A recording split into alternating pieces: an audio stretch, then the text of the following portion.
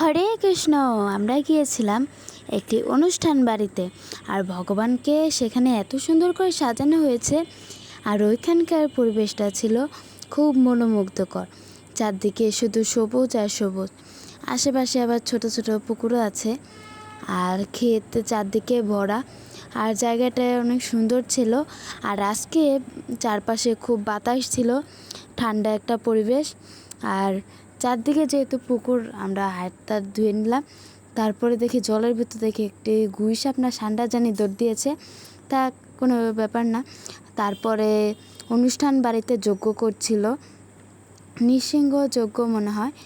আর যজ্ঞ করার পর প্রভু পাঠ করলো, আর পাঠ করার পর মহাপ্রসাদ বিতরণ করার পর আমরা প্রসাদ পেলাম, আর প্রসাদ পেয়ে পরে বাসায় চলে আসলাম।